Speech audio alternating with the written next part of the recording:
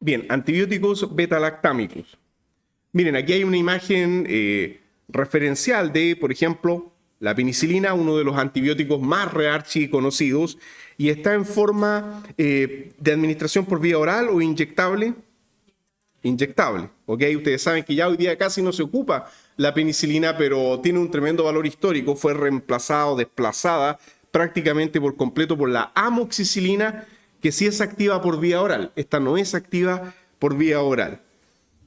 Tenemos al otro lado las bacterias, que son nuestros enemigos en esta temática. Bien, y las bacterias se pueden clasificar en dos grandes grupos. ¿Alguien sabe el nombre? Perfecto, gram positivos y gram negativos, y ya vamos a explicar cuál es la diferencia. Cuando hablamos de gram positivos y gram negativos, a grandes rasgos, estamos hablando de si se tiñen con el pigmento de gram o no. Pero más allá de eso, más allá de la cuestión histórica de la tinción que le daba o no color a estos bacterios, vamos a ver que hay una diferencia a nivel estructural profunda. La pared de las bacterias es diferente, si es que son de la familia de los gram positivos o de los gram negativos. Y en el centro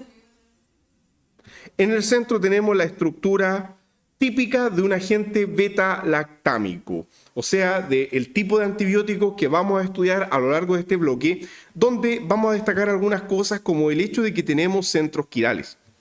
Algunos de ellos no son tan imprescindibles que tengan cierta configuración, pero hay otros puntos que son críticos. Por ejemplo, en este caso en particular, es crítica la posición del ácido. Ese ácido que va para atrás del plano tiene que estar así hacia atrás, no da lo mismo para qué lado vaya.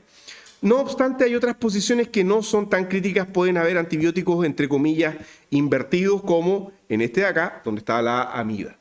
Bien, lo otro que vamos a destacar es que este sistema, desde el punto de vista angular, cíclico, es bien especial porque el anillo central o el anillo más importante, destaquémoslo, es el anillo de 4 átomos, este de acá. Ese es el alma de la molécula. Ese anillo se llama el anillo beta-lactámico. Entonces, ese anillo beta-lactámico, se llama así porque tiene una lactama. ¿Qué es lo que es una lactama? El hidrógeno con el... Ya, perfecto. ¿Esto qué sería si es que no estuviese ciclado? Una amida, muy bien. Esta amida es particularmente relevante para la actividad. Tiene que estar esta amida ciclada de esta forma. Si está esto abierto en cualquier punto, pierde la actividad. Por lo tanto, el farmacóforo es el anillo beta-lactámico. Se le llama beta porque tiene dos carbonos. Carbono alfa, el inmediatamente adyacente al carbonilo, y carbono beta, el que sigue a continuación.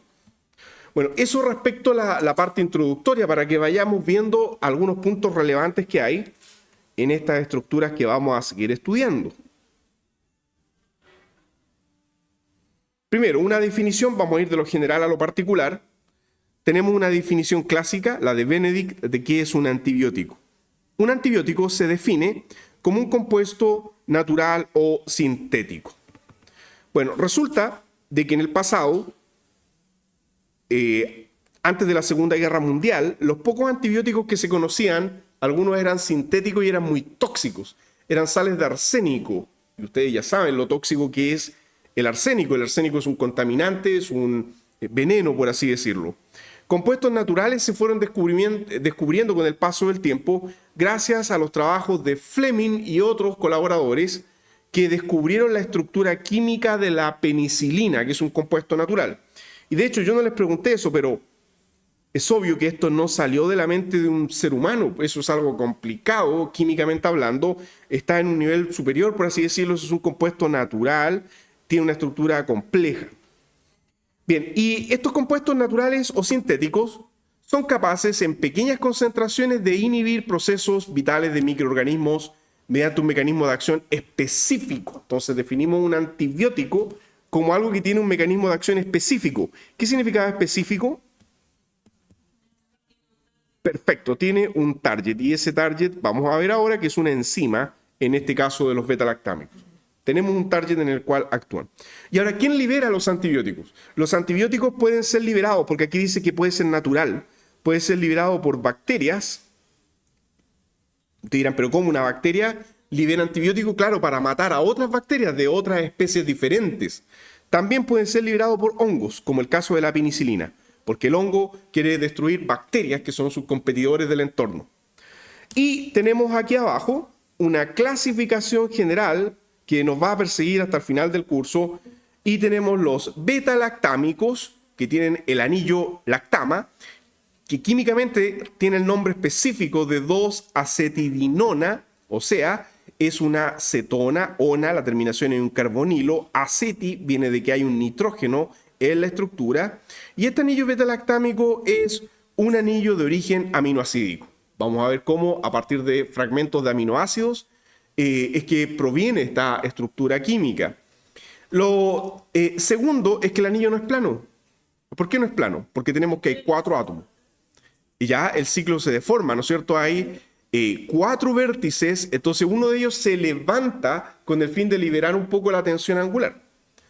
El ciclo así por sí mismo, tal como está dibujado acá, es proquiral, o sea, cuando lo conectamos al resto de la estructura, genera centros quirales. Y 2 características súper importantes que están ahí al final, voy a maximizar esta parte.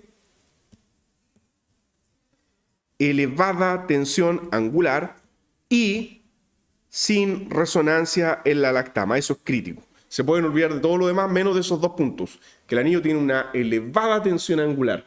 Si el anillo no tiene elevada tensión angular, no sirve. Por eso tiene que ser ese anillo de 4, un anillo como apretado, por así decirlo, que es reactivo. Entonces, ¿en qué se traducen estas 2 cosas? Elevada tensión angular sin resonancia en la lactama.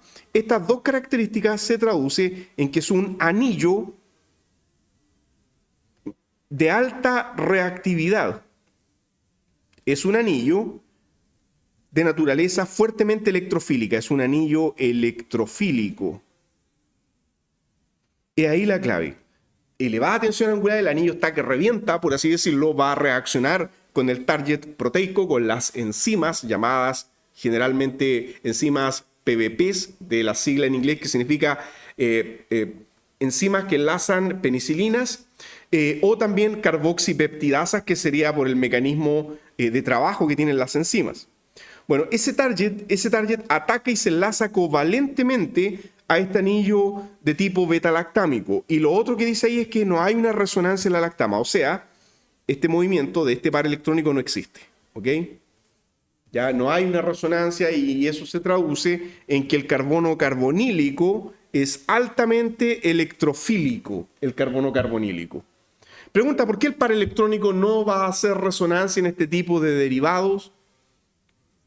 ¿Por qué si hemos estudiado hasta el cansancio la resonancia de las amidas, pero esta amida es especial? Esta amida no tiene resonancia. Y esa es una pregunta que siempre la repetimos porque es clave para el mecanismo de acción. Si tuviese resonancia, no es reactivo. Pero no tiene resonancia y eso se debe a que el par electrónico sale en una disposición angular que le impide doblarse.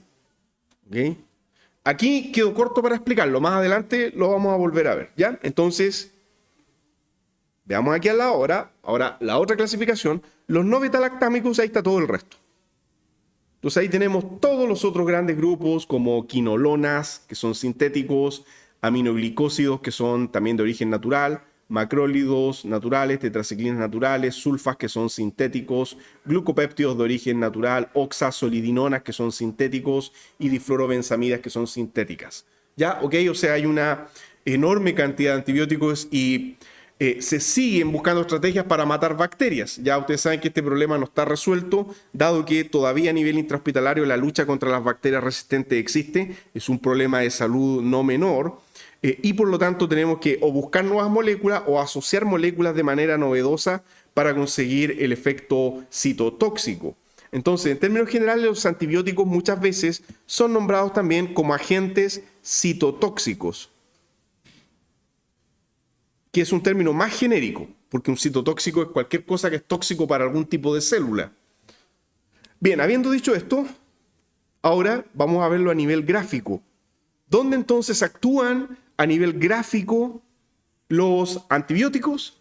Y esta imagen es bastante sugerente. Tenemos que, a nivel de la pared, busquemos dónde están las penicilinas. Entonces, si buscamos las penicilinas, acá está penicilinas, cefalosporinas y la cicloserina. actúan a nivel de la pared de la bacteria. Ya, entonces, actúan específicamente a nivel de pared. Ustedes dirán, ¿y qué hace en la pared? Impide que se forme. Destruyen la pared bacteriana, la alteran. Tenemos todas las otras familias ya, y voy a mencionar solamente uno. Aquí tenemos todos los otros compuestos y tienen cada uno distintos mecanismos de acción. Pero ¿qué sería lo más lógico? Si administramos un antibiótico que actúa a nivel de la pared y si yo quiero hacer una terapia combinada, ¿qué me conviene ahora? ¿Administrar otro tipo que también actúe en la pared o uno que actúe dentro de la bacteria? Dentro, muy bien, y así combinamos. Y de hecho, por ejemplo, si buscamos por acá, en alguna parte, aquí por ejemplo tengo quinolonas, ¿ok? Sulfonamidas también actúan en el interior, y estaba buscando los macrólidos, no lo encuentro acá, no están descritos en... dice acá, por ejemplo, cloranfenicol, streptomicinas, tetraciclina. Aquí me faltaría añadir en este recuadro de acá abajo otra familia rearchiconocida, que son los macrólidos. Entonces ahí estamos combinando un mecanismo diferente, porque tengo una molécula que actúa en la pared y otra molécula como un macrólido o cualquiera de estos otros que va adentro y actúa a nivel de los ribosomas. Entonces tenemos un mecanismo de acción diferente. ¿Ok? Y esa es la estrategia, ya combinar para conseguir un efecto citotóxico en la bacteria. ¿Podemos actuar también directamente en el material genético? Pregunta, ¿las bacterias tienen núcleo? No, entonces por eso que aquí, por ejemplo, donde dice quinolonas, ¿ok? Quinolonas son súper importantes, son de síntesis directamente en el material genético, impidiendo que se desenrolle apropiadamente. Entonces afecta el complejo proteico que desenrolla el ADN y por eso que la bacteria después no se puede reproducir. Ya, eso era a nivel gráfico, ahí es un barniz, un panorama, vamos a ir viendo todo eso de manera específica. Vamos acá ahora. ¿Qué le podemos conectar a nuestro anillo beta-lactámico? Bueno, primero voy a maximizar esta parte. Pueden haber diversos anillos fusionados por la cara, pero específicamente, si nosotros nombramos esto por la cara, sería por la cara B. Esta sería la cara A y la que sigue acá, la cara B. Entonces, por esa cara podemos fusionar, no por cualquier cara. Así que si la prueba está fusionado por otra parte, no va a tener actividad. Puede haber algo fusionado como puede no haberlo, o sea, no es obligación. Aquí podemos tener diversos anillos, pero eso es no farmacofórico. Hay derivados que no tienen nada pegado en la cara y también son activos, ¿ok? Entonces no es obligatorio pegarle ahí al lado un anillo. Lo que sí es obligatorio, vamos ahora a la parte de aquí de la derecha, es que tiene que estar conectado a cierta distancia, particularmente o a través del nitrógeno o a través de un carbono adyacente, acá en la cercanía, una función ácida, donde la más común que vamos a ver es un ácido carboxílico. No es la única, pero tiene que haber una función ácida, o sea, tiene que haber una función ionizable que genere una carga negativa pH 7. Recuerden que los antibióticos se enfrentan a la problemática que tienen que llegar a la bacteria y por lo tanto tienen que bypassear dos metabolismos. El metabolismo humano, si es que es por vía oral, el metabolismo humano y el metabolismo de la bacteria. Así que no la tienen fácil, por así decirlo. Y ahí siempre vamos a estar pensando en esa dualidad. Bien, eso respecto entonces a lo que se puede ir conectando. Ya vamos a ir ampliando de a poco la estructura. Vamos a la siguiente. Y aquí tenemos ejemplos de funciones ácidas que se pueden conectar directamente cuando el anillo beta-lactámico está solo. Primera observación, vamos acá. Ahí dice monobactam. Tenemos el anillo beta-lactámico fusionado y esta sería una función de tipo sulfonamida. ¿Cuál es el protonácido? El hidroxilo. Monocarbam, tendríamos que esto es un ácido. ¿Cómo se llaman estos ácidos? Del nombre aquí lo pueden sacar. Ya aparece un carboxílico, pero el nombre completo, porque está conectado al nitrógeno, entonces todo esto recibe un nombre particular, es un ácido carbámico. Como un carbamato, ¿se acuerdan? Un carbamato, de ahí proviene el nombre. Y los últimos dos nombres de acá abajo, ¿ok? Hagamos el alejamiento. Monosulfactam, ¿ok? O sea, tenemos que el grupo sulfato está conectado directamente al nitrógeno. Entonces, esto sería ahora una agrupación, todo este grupo acá es un sulfato. ¿A qué se parece? Al ácido sulfúrico. Es un ácido, va a liberar el protón. Y finalmente monofosfam, o sea, una fosfamida, está directo ahora sobre el nitrógeno, que también puede liberar el protón. Todos ellos entonces son opciones razonables. Problemas de los agentes beta-lactámicos en general, que muchos de ellos producen alergia. Hay muchas personas que son alérgicas a los antibióticos beta-lactámicos, una penicilina les puede matar, una amoxicilina también, así que cuidado, ¿ya? Pero, ¿a qué se debe eso? Por lo general en las estructuras complejas, los que son fusionados por la cara son más alergénicos. Cuando no tenemos algo pegado en la cara, es menos alergénico. Sí, adelante. Específicamente a la que está aquí al lado, o sea, exacto, acá. Si pegamos algo en las otras caras no va a funcionar. Entonces, cuando hay algo pegado, siempre va a ser aquí al lado, ¿ok? Exclusivamente a esta cara B, no a otra, ¿ya? Perfecto. Podemos entonces pasar ahora a la siguiente. Bueno, una pequeña observación. Hay dos preguntas y dice, ¿qué ocurre con la resonancia de la amida? ¿Qué sucede con la acidez de los grupos? Bueno, primero, todos los grupos son ácidos. Tiene que ser una función ácida. No basta con una función polar. No basta que usted coloque un alcohol. Tiene que ser algo que se ionice. Y dice, ¿qué ocurre con la resonancia? Bueno, si yo maximizo solo el primero, no lo olviden, ya dijimos que el par electrónico que sale en un ángulo particular por ningún motivo puede ir en resonancia hacia el carbonilo. Sí podría ir en estos casos hacia la función externa. En este caso, ¿no es cierto?, hacia el grupo sulfonamídico, hacia el azufre específicamente. Pero dentro del anillo no va a ser resonancia, está limitado. Y ya vamos a ver en qué se traduce eso desde el punto de vista electrónico y de la reactividad. Y tenemos acá uno que se puede administrar en personas que son alérgicas a las penicilinas. Su nombre es Astreonam, tiene una estructura compleja, posee el anillo beta-lactámico, posee la función sulfonamida, o sea, aquí está la función ácida directamente conectada, es un SO3, no un SO4, directamente conectada al nitrógeno. Y tenemos algunas observaciones acá. Dice, da lo mismo la estereoquímica de los carbonos y la imina. Bueno, claramente no. Ya, o sea, si lo vemos desde el punto de vista de la estereoquímica, tenemos que hay dos centros quirales en el anillo y siempre sabemos ya que el eutómero, o sea, tal como está mostrado acá, va a ser la conformación más activa. Y por otra parte, ojo, que el carbono de aquí abajo, ¿qué pasa con este carbono de aquí abajo? ¿Es quiral o no?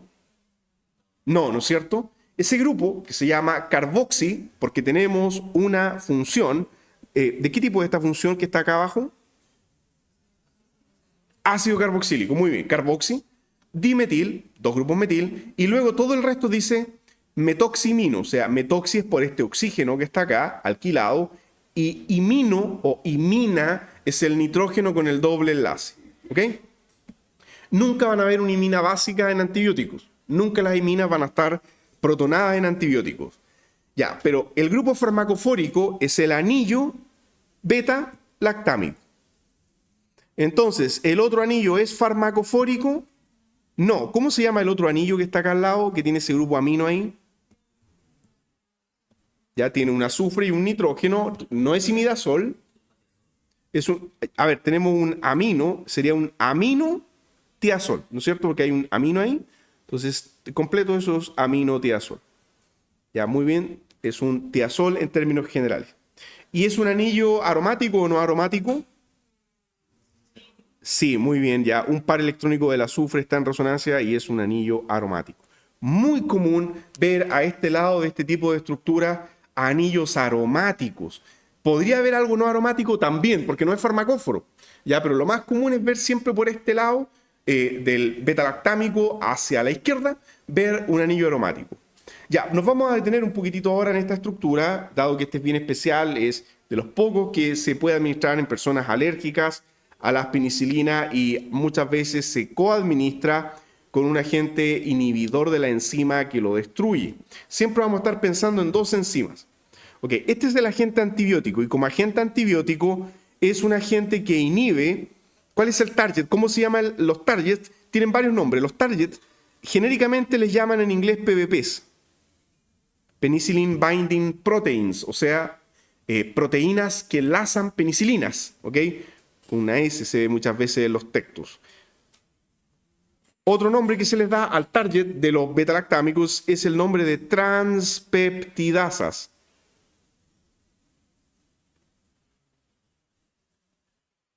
Transpeptidasas. Específicamente, dependiendo del tipo de movimiento que estén haciendo dentro de la construcción de la pared celular, también reciben el nombre de carboxipeptidasas.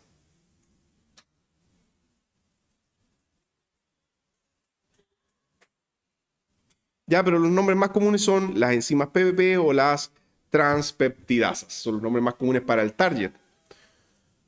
Resulta de que aparte de este target, o de estos targets, porque son enzimas de una familia, son enzimas variadas, bueno, estas transpeptidasas, que son los pequeños obreros que fabrican la pared celular de la bacteria, estas transpeptidasas, cuando son bloqueadas por los antibióticos, la bacteria no tiene la integridad de su pared y muere, puede ser permeable al medio. Se activan también enzimas que destruyen a la bacteria cuando eso ocurre, pero hay otro tipo de enzimas que destruyen a los antibióticos, que son las enzimas beta-lactamasas. Entonces, por otra parte, tenemos otra familia de enzimas llamadas las beta-lactamasas, y que distintas bacterias las pueden expresar en distinta cantidad. Hay bacterias que expresan muchas beta-lactamasas. ¿Y cuál es el problema? La beta-lactamasa rompe el anillo beta-lactámico acá, donde estoy mostrando. ¿Y qué va a pasar? Se rompe el farmacóforo. Entonces el antibiótico pierde actividad. Entonces lo que hacemos es que muchas veces coadministramos el antibiótico penicilínico con un inhibidor de beta-lactamasa. O sea, damos un inhibidor para que bloquee la acción de la beta-lactamasa. Entonces eso es muy común, tener esta coadministración. Y ustedes han tomado, o más de algunos de ustedes, cuando estaban enfermos de amigdalitis bacteriana, por ejemplo, amoxicilina con ácido clavulánico. El ácido clavulánico es para bloquear las beta-lactamasas. No es un antibiótico, es para bloquear e impedir la degradación del antibiótico. Ya. Ahora les voy a mostrar acá, dice ahí, estructura de una beta-lactamasa, de estas enzimas desagradables que nos destruyen el antibiótico. Aparece un código, eso si ustedes lo buscan en una página web que se llama Protein Data Bank, PDV, Protein Data Bank. Lo pueden ver en 3 dimensiones. Yo les voy a mostrar ahora una imagen también así. Tenemos la beta-lactamasa en complejo con Astreonam. O sea, ¿qué es esto? Es la enzima que destruye el antibiótico, ¿ok? No es el target. Cuidado, así que en la prueba no se vayan a confundir entre estas dos enzimas que vamos a estar siempre preguntando. Es la enzima que se encarga de abrir el anillo beta-lactámico. Y de hecho, ¿dónde está el Astreonam? Bueno, aquí arriba se ve que hay como una pequeña molécula, ¿y lo ven? Ya, y esa molécula está unida covalentemente a la enzima, porque la enzima lo toma y hace una reacción química y queda momentáneamente unida de forma covalente. Ya, entonces, en la siguiente tenemos ahora una ampliación de eso, una ampliación del Astreonam enlazado covalentemente. Mira, hagamos dos cosas. Primero veamos la imagen estática y después vamos a ver la imagen en movimiento. La imagen estática, acá, nos muestra a la beta-lactamasa unida covalentemente al Astreonam, habiéndole abierto el anillo beta-lactámico. Entonces, tratemos, miren, hagan el siguiente esfuerzo conmigo. Voy a maximizar la parte central. Ya, yo sé que a muchos de ustedes no les gusta esto de estar viendo moléculas en 3 dimensiones y yo entiendo ya que puede ser engorroso, depende de la perspectiva, pero si ustedes se fijan, acá hay un carbono carbonílico. Ojo con esto. Y miren, este carbono carbonílico que estoy señalando con el cursor estaba unido, estaba conectado al nitrógeno. Entonces, hagan este esfuerzo mental acá conmigo. Miren, voy a marcar en color oscuro. Vamos a trazar un enlace imaginario. ¿Qué pasa ahí cuando está unido? Tengo un anillo de 4 átomos. ¿Qué era esto? El anillo beta-lactámico. Entonces, ¿qué es lo que pasó? Esta serina que dice acá, la serina número 51 de la enzima, esta serina abrió el anillo porque se unió covalentemente, o sea, se produjo un ataque nucleofílico de la serina al carbono carbonílico y se abrió, se rompió este enlace, liberando un grupo amino con todo el resto y quedando conectado a la enzima de forma momentánea, porque después el agua del medio rompe esto y se libera el fragmento. Pero ¿cómo se libera el astronam? Abierto, ya no tiene actividad. Entonces se rompe ahí por la serina. Y vean, hay otras interacciones que se muestran cómo esta enzima agarra, por así decirlo, al astronam muy fuertemente. Miren, acá el grupo sulfonamídico quedó conectado por puente de hidrógeno con una arginina. O sea, el oxígeno de la sulfonamida está actuando como dador o aceptor porque los hidrógenos no están dibujados. Aceptor, ¿no es cierto? La arginina va a entregar, hacia allá va a proyectar un protón y este va a actuar como aceptor. ¿Qué más tenemos? Tenemos por el otro lado, ¿ok? Sí, lo vemos por acá. Ahí está este anillo, ¿cómo se llamaba? El con azufre y nitrógeno y con el amino allá arriba. Muy bien, entonces acá tenemos el grupo tiazol con el grupo amino, aminotiazol, haciendo también interacciones de puente de hidrógeno, ahí dice con una metionina, o sea, actuando como aceptor de puente de hidrógeno de un NH del backbone de metionina. Y acá, hacia adelante, quedó todo este grupo, ¿ok? Que no generó ningún problema en la enzima, no generó impedimento estérico. Muchas veces se insertan grupos voluminosos en los antibióticos para que sean impedimento estérico para la degradación por beta-lactamasa. Pero acá, esta beta-lactamasa en particular, se saltó el problema. Si ustedes se fijan, como que lo acomodó y el grupo voluminoso quedó hacia afuera de la cavidad. ¿Qué grupo voluminoso? Este era el ácido carboxílico. Era el carboxi, metoxi y mino. ¿Ok? Todo ese nombre complicado que habíamos dado para ese grupo. O sea, ese grupo tan raro estaba ahí con el fin de que ojalá fuera un estorbo para la degradación, pero acá no lo fue. Sí. Y siempre se realiza con la serina para romper el... Sí. Siempre es una serina de beta-lactamasa la que ataca para abrir el antibiótico. Siempre es una serina el nucleófilo. Muy bien, ese es el punto catalítico de la enzima. Ya, y ahora vamos a hacer lo siguiente, lo vamos a ver en 3 dimensiones. ¿Ok?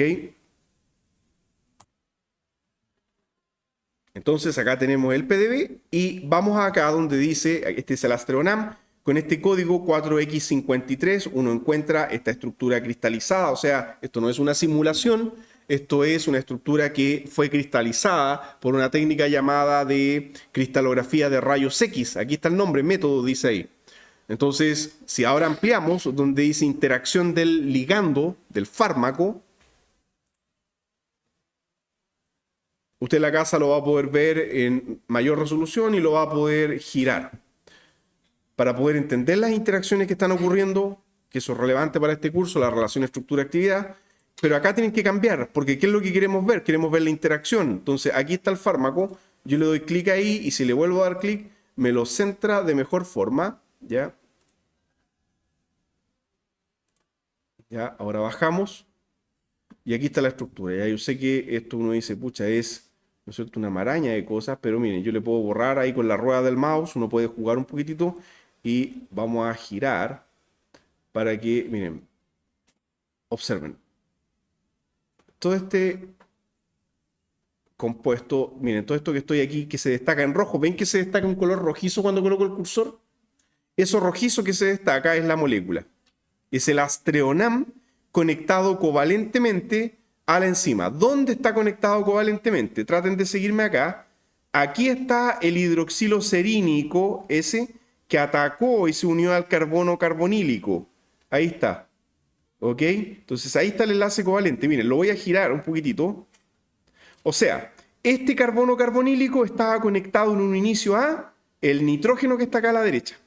Ese era el beta-lactámico, pero como la serina llega y se conectó, lo abrió, lo rompió y quedó momentáneamente enlazado. Después el agua del medio hidroliza ese éster, porque eso es un éster, y se devuelve la molécula al medio.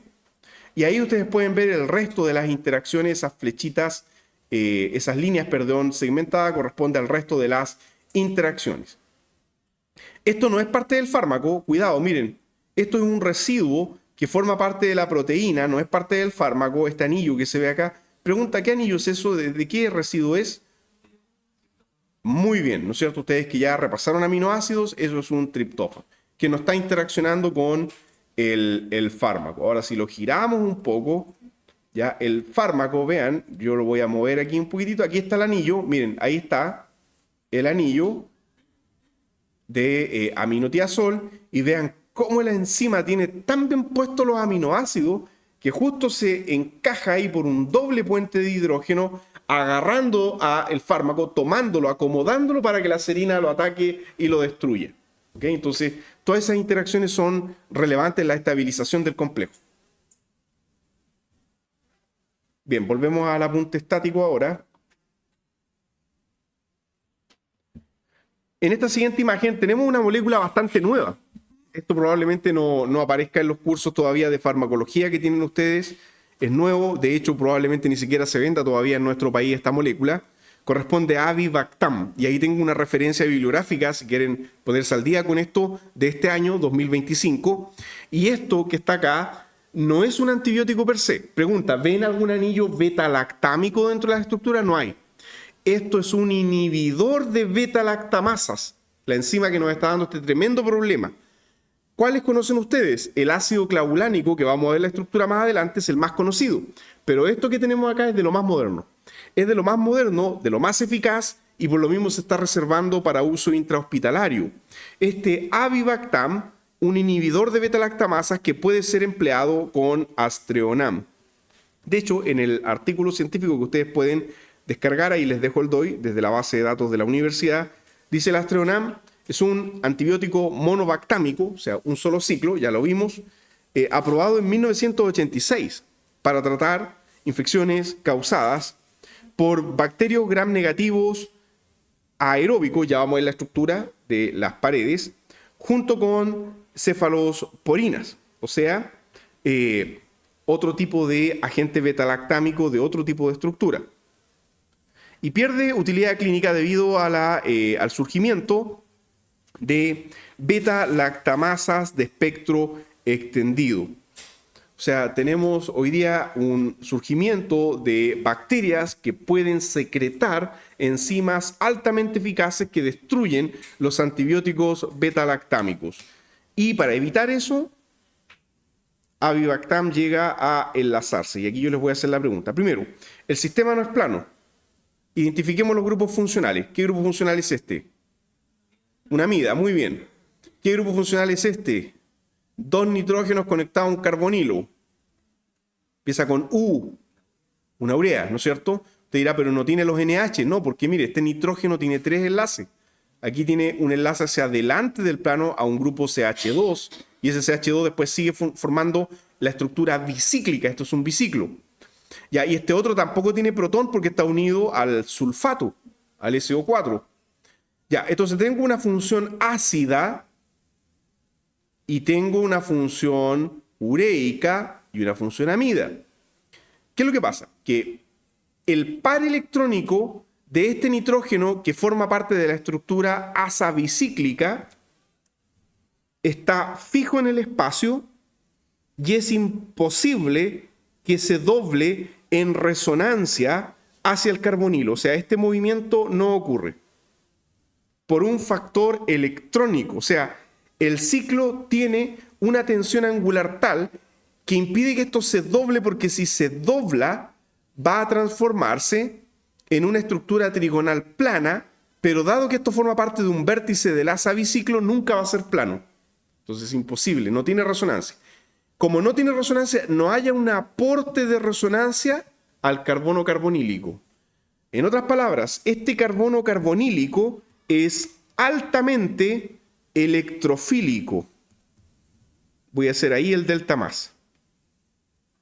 Por la misma razón que acabamos de explicar, el otro nitrógeno tampoco puede doblar su par electrónico en resonancia, dado que está fijo en la estructura bicíclica, y generaría una hibridación sp2 trigonal plana, pero dado que está dentro de una estructura bicíclica, nunca va a quedar trigonal plano, va a quedar siempre piramidal, y un piramidal sp2 no existe, por eso no puede tomar esa disposición. Y además hay otro factor: todo este grupo es electroatractor, y si este grupo sulfato es electroatractor, el par electrónico está siendo electroatraído hacia el sulfato por efecto inductivo, no por resonancia, haciendo que sea más difícil que la resonancia hacia el carbonilo ocurra. Entonces, en resumen, este carbonilo es el centro que va a ser atacado por... ¿Quién atacaba a estos carbonilos? La serina. Muy bien, entonces la serina se enlaza a ese carbonilo. Y cuando se enlaza, queda inhabilitada para destruir al antibiótico. Esa es la idea. Esto es lo que se llama un agente suicida porque la molécula va y se sacrifica en pro de que el antibiótico no sea degradado, pero ella sí es degradada. ¿Ya? No olviden, y al lado está la misma estructura, esto es lo mismo, que esto no era plano. ¿Ya? Así que para la prueba, recuerden, esto no es plano. Aquí al lado está la estructura asa bicíclica, que tiene una distribución espacial bien particular. No es plano, se quiebra esto en el espacio. Y la amida está hacia aquí, hacia arriba del plano. Y acá significa que viene, claro, aquí la amida va para atrás y hacia arriba. ¿Ok? Y el protón va hacia abajo. O sea, si tuviésemos que dibujar el protón ahí, a ver, la observación, ¿no es cierto?, es pertinente acá. Esto iría hacia abajo, acá. Ahí. Entonces, por ejemplo, ¿qué pasaría si es que quisiésemos simplificar la estructura? Entonces, viene alguien y nos dice esto. Ya, pregunta alternativa en la prueba, miren, esto. ¿Qué pasa si alguien diseña esta molécula? Elimina la conexión porque dice esto es muy complicado. Y claro, tener la estructura bicíclica añade una complicación y aumenta el precio de la molécula. Bueno, eliminémosla y nos quedaría así. ¿Para qué tener la conexión bicíclica? Ya, a ver, perdón, entonces, afinen la idea. ¿Qué pasa si no está la conexión bicíclica? ¿Qué va a pasar ahora? Resonancia. Muy bien, o sea, este par electrónico ahora sí se puede mover porque ahora se puede acomodar el nitrógeno y vamos a tener entonces que el carbonilo pierde su electrofilia. La electrofilia baja porque ahora tiene un aporte y por lo tanto se vuelve menos susceptible al ataque de la beta-lactamasa. Ya, así que a tenerlo presente, no olvidar eso, puede salir una pregunta así de puntual en la prueba. Un pequeño cambio estructural que arruinaría la actividad biológica de este avibactam. Y aquí está la misma imagen, es muy parecida a la anterior. Esta vez no voy a ir al Protein Data Bank, ahí aparece el código para que ustedes en su casa, ya les mostré cómo se hace, para que por favor ahí ustedes vayan al Protein Data Bank con ese código y pueden ver cómo el avibactam quedó unido covalentemente a una beta-lactamasa. Entonces, a ver, en este caso en particular, si voy a maximizar acá la imagen, miren, si nosotros interconectamos, recuerden, miren, vuelvan un segundo, a ver, esta es la pregunta que les quiero hacer. Ahí ustedes tienen la estructura, ¿ok? Y recuerden que fue abierto el carbonilo, entonces el carbonilo, vean esa parte, el carbonilo es el que es atacado.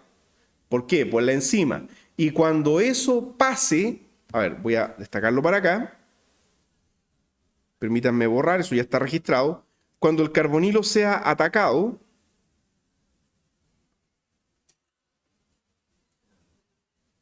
esto sube, esto después baja, ¿ok? Y a continuación, ¿qué va a ocurrir? Se puede abrir para un lado o para el otro. Podemos tener la apertura hacia este sentido, que es altamente favorable, y capta esto un protón del medio. Va a tener que captar un protón del medio para quedar como NH. O lo mismo, pero para el otro lado. Para acá, ¿no es cierto? Y que capte algún protón del medio. ¿Se entiende la idea? Entonces puede romperse para un lado o para el otro. Pregunta, ¿cuál creen ustedes? Podría ocurrir hacia los dos lados, pero ¿cuál creen ustedes que es el lado más susceptible? ¿Dónde ven mayor tensión? ¿Dónde, a ver, hacia el 1 o hacia el 2? Ya, están distribuidas las opiniones. Miren, lo más probable, dado que este nitrógeno está enlazado a 3 carbonos ciclados, lo más probable es que la ruptura hacia este lado esté más favorecida debido a que tiene mayor tensión. Entonces este enlace está como más que se revienta, ¿se entiende la idea? Está más tenso, entonces mayor probabilidad que este lado sea el más débil, factible de ser abierto. A ver, veamos, pues aquí tengo, esto es un resultado empírico, ¿ok? Y aquí está el éster, marquemos el éster. Voy a usar un color que contraste un poco, yo creo que un medio anaranjado tal vez. Miren, acá está la estructura éster. La estructura éster, acá está el grupo funcional, aquí atacó la serina al carbonilo, con el oxígeno la serina atacó y se abrió. Entonces, ahí sí. ¿Qué es lo que se rompió? ¿Hacia qué lado se rompió esto entonces? Si nosotros vemos para acá la estructura, tenemos que estaba interconectado este nitrógeno, ¿ok? Con este de acá. Miren, interesante, ganó el otro lado. Ya, así que si dijeron hacia el carbono 2, en realidad estaba hacia el 2, ya la ruptura. Puede ocurrir hacia ambos, insisto, pero aquí la mayor probabilidad fue, qué curioso, hacia el grupo funcional sulfato. ¿Saben por qué podría ser? Porque miren, ¿qué les llama la atención del sulfato? Está lleno de interacciones. Entonces, como que lo acomodó en ese lado, no en el otro. Entonces, tiró para ese lado la enzima a la molécula y fue más fácil que se abriera en ese sentido. El recogimiento de los átomos ocurrió hacia el grupo sulfato. Entonces, acá se perdió esta conectividad. Entonces, bien, tratemos de imaginarlo. ¿Cuál era la conectividad donde estaba la unión? Lo que se acaba de romper, lo que se rompió fue esto, del carbono que está acá a el nitrógeno que está acá abajo.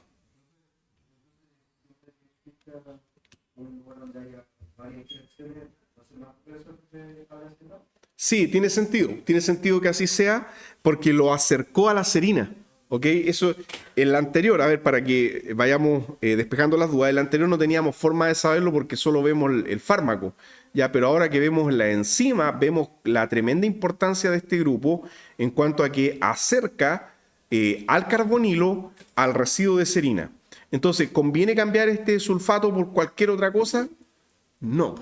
Ya queremos que esté el sulfato para que la enzima lo acomode de tal manera que el carbonilo quede al lado y esto lo pueda romper. ¿Ya? Así que ahí concluimos otra relación estructura-actividad relevante. El grupo sulfato es relevante para la actividad. ¿Y la amida hizo algo? ¿Hizo alguna interacción el fragmento amida? ¿Logran identificar la amida ahí? La voy a destacar. No sé si alguien se arriesga a decir dónde está. Muy bien, ya está ahí a más arriba a la derecha, ¿no es cierto? Sería esto. Ya ahí tenemos nuestra amida. Y vean, también la amida no estaba pintada. Está haciendo dos interacciones. Una interacción hacia un oxígeno carbonílico y otra interacción con moléculas de agua del medio. O sea, está favoreciendo la solvatación y esto es lo que se llama un agua de cristalización. Ese punto rojo que ustedes ven ahí es una molécula de agua que cristalizó con la proteína y el fármaco y por lo tanto actuó de puente entre una interacción. ¿Entre qué? Esta agua actuó de puente entre el carbonilo y otro residuo aminoácidico, así que es un agua relevante para el anclaje. Si no hay amida, se van a perder estas dos interacciones. ¿Ok? Pero más importante que la amida, el sulfato. Ya eso respecto a la relación estructura-actividad de estos agentes. Vamos ahora a un poquitito de nomenclatura antes de hacer la primera pausa. Acá. Aquí están los nombres de todos los sistemas cuando contienen un ciclo fusionado por la cara. Entonces, cuando decimos nosotros penicilinas, viene del núcleo PENAM. Entonces, acá arriba, a la izquierda, cuando decimos penicilinas, el nombre proviene de que químicamente a este núcleo se le conoce como el núcleo PENAM. Si tiene un doble enlace es PENEM. Si tiene un anillo de 6 es CEFAM y si tiene un anillo con un doble enlace de 6 es CEFEM. En vez de azufre podemos tener oxígeno, los mismos derivados o bien carbono. Y ahora empecemos a hacer preguntas de tensión angular. Para que haya una buena actividad antibiótica, este anillo tiene que estar ciclado, valga la redundancia, porque si digo anillo es que está ciclado, si se abre se pierde la actividad, y tiene que ser un anillo de elevada tensión angular. Entonces, ese anillo siempre va a ser de 4 átomos. Si usted lo expande, se pierde la actividad. Pero el otro, no necesariamente. El otro puede ser de 5 o de 6. Entonces, por el otro lado hay libertad. Ya, pero ¿el otro anillo afecta la tensión angular de la beta-lactama? La respuesta es sí. Ya, o sea, si tengo algo pegado ahí, va a afectar la tensión angular. Pregunta, ¿qué átomo es más grande? ¿Azufre, oxígeno o carbono? Azufre. Entonces, el azufre es más grande, por lo tanto, la tensión angular en este sistema es menor. Ya, cuando son azufrados hay menor tensión angular. O sea, son más tensos o con oxígeno o sin nada. Y segunda pregunta, ahora, por ejemplo, si nos quedamos en la primera familia, pregunta, ¿cuál de estos dos creen ustedes que incrementa la tensión angular acá del enlace beta-lactámico? ¿Cuál tiene una mayor tensión? ¿Dónde ese enlace está más tenso? ¿En el sistema PENAM o en el sistema PENEM? Perfecto. ¿Por qué se vuelve más tenso? Exacto. Este doble enlace a la distancia afecta la tensión angular. Muy bien. Porque un enlace doble tiene ángulos de enlace de 120 grados. Entonces, como no puede cumplir los 120 dado que está ciclado, se vuelve más tenso el sistema. Entonces tenemos que este enlace se vuelve más rompible, por así decirlo, si es que hay un doble enlace ahí.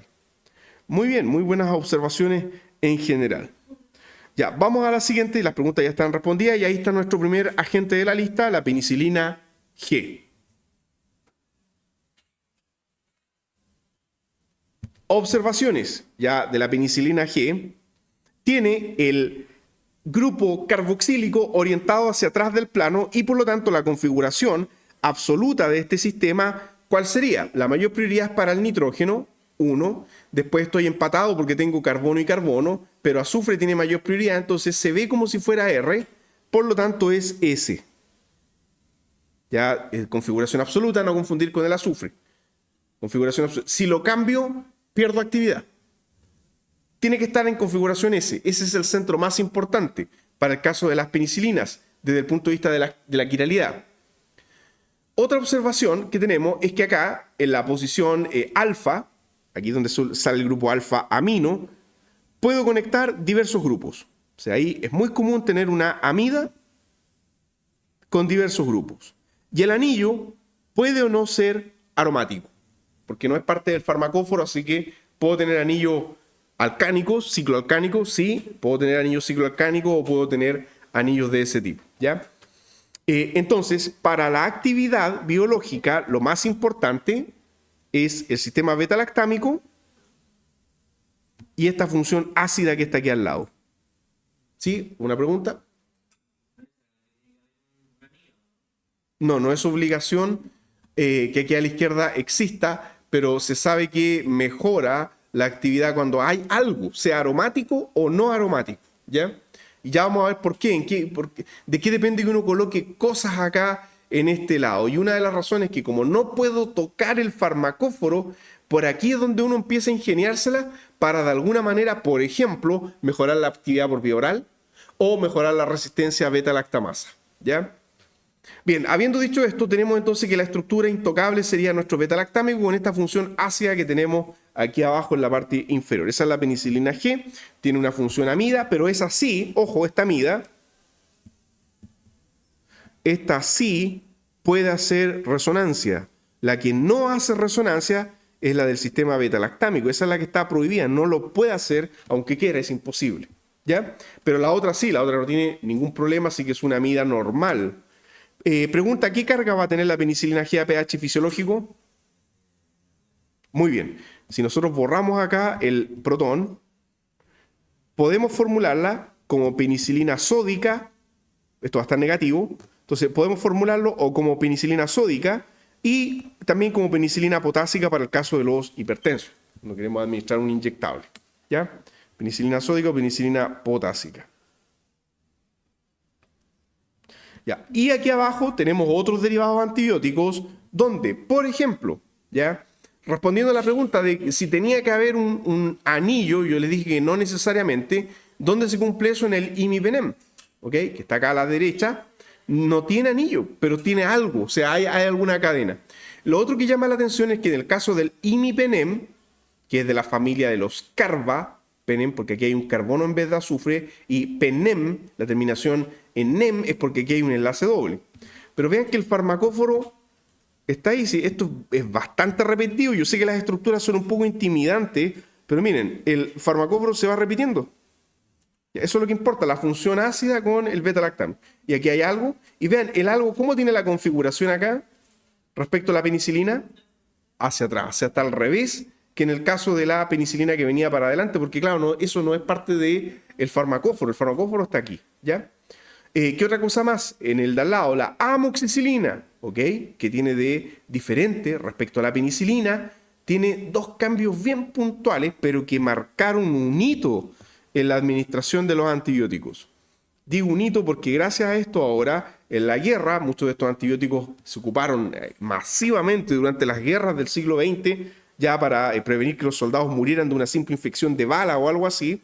Entonces, estos pequeños dos cambios marcaron un antes y un después. Ese grupo amino, de ahí viene el nombre am, de amino, y este grupo hidroxilo, de donde viene oxi. Entonces, de ahí viene amoxicilina, que es una fusión de penicilina con amino y oxi. Bueno, estos dos grupos se traducen en que ahora la molécula va a tener actividad por vía oral. ¿Okay? O sea, sobrevive bastante bien a la actividad por vía oral gracias a la presencia del grupo amino y del grupo hidroxilo que tenemos acá. Ustedes dirán, ¿y por qué? Ya, bueno, una de las razones, fíjense que cuando esto se protone, va a tener carga positiva. Y un grupo acá, protonado, positivo, es un grupo electroatractor, ¿ok? Este grupo de amino va a estar positivo y eso favorece que esto sea activo por vía oral, porque la carga neta del sistema, ¿cuál va a ser? Cuidado, la carga neta de toda la molécula, 0. Vamos a tener que el amino va a estar positivo y el carboxilato va a estar, ¿no es cierto?, aniónico, ¿ok? Ojo que el fenol no queda iónico, eso tiene un pKa de 10, así que eso va a estar neutro.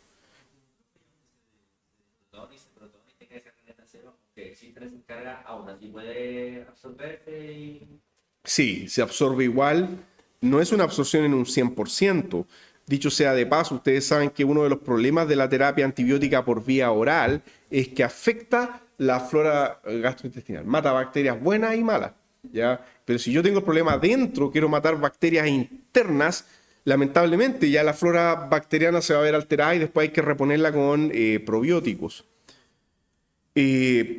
Y eso que usted menciona, mire, nos vamos a detener, no quiero adelantarme tanto, pero el hecho de tener carga, de tener uno positivo y uno negativo, se forma un suiter ion, eso afecta a la farmacocinética. ¿Ya? Y más adelante me detengo en un poquitito más de detalle, porque eso también, cuando uno tiene un suiter ion, a veces el suiter ion se caracteriza porque en algunos casos puede llegar mejor a la bacteria. ¿Ya? Pero lo voy a explicar más adelante, no me quiero adelantar tanto todavía. Y lo último, ya para dar el primer break, ya hablamos ahí de el imipenem. Miren, mucho cuidado, porque aquí sí que, veamos primero el de la derecha, aquí sí que no hay nada acá. ¿Ya? Entonces, ahí sí que tenemos esta gente que como no tiene nada, ese ya no es antibiótico. Usted, pero tiene el sistema beta-lactámico, pero tiene un ácido ahí en esa posición. Ya, pero como ahí no hay nada ahora conectado a la posición alfa, esta gente es el inhibidor de, ¿cómo se llama la enzima problema? De beta-lactamasa. Muy bien, entonces, pregunta, ¿y cuál átomo es el que va a ser atacado por la serina de esas beta-lactamasas? ¿Cuál carbono? Del carbonilo, muy bien, beta-lactámico. O sea, entonces llega la serina con el hidroxilo y es este carbono el que es atacado. Entonces, nuestro agente suicida igual tiene que tener el anillo beta-lactámico. Si no lo tiene, no sirve, excepto en el avibactam, pero ese era otro sistema ciclado. ¿Ya? Ese ya es ultra moderno, 2025, para que después se entretengan ahí buscando información de eso. Ya, perfecto. Es cosa de tiempo para que esas cosas vayan llegando al país. A veces se pueden importar también, aunque obviamente es muchísimo más caro hacer eso. Pero hoy día con la globalización se ha logrado hacer. Ya hay personas que a través de las instituciones, por ejemplo a nivel de investigación, las universidades pueden comprar reactivos directamente de Estados Unidos o de otra parte del mundo. Por lo general de Estados Unidos o de Europa, ya de China todavía cuesta traer cosas, pero de Estados Unidos y de Europa es posible. Y lo último que tenemos acá, la ceftriaxona, de nuevo, se ve intimidante la estructura y todo lo demás, pero deténganse acá, aquí está la beta-lactama con una función ácida. Entonces, de momento quédense con eso. Pero este, como tiene un anillo de 6, aquí al lado, más grande, ya forma parte de otra familia que vamos a ver de ahí, que son las cefalosporinas. Entonces, penicilinas, el anillo es de 5. Cefalosporinas, el anillo es de 6. ¿Ya? Y los vamos a ver aparte porque tienen sus diferencias puntuales que hacen que sean diferentes en algunas cosas. Bien, con esto culminamos. Por ahora hacemos nuestra primera pausa.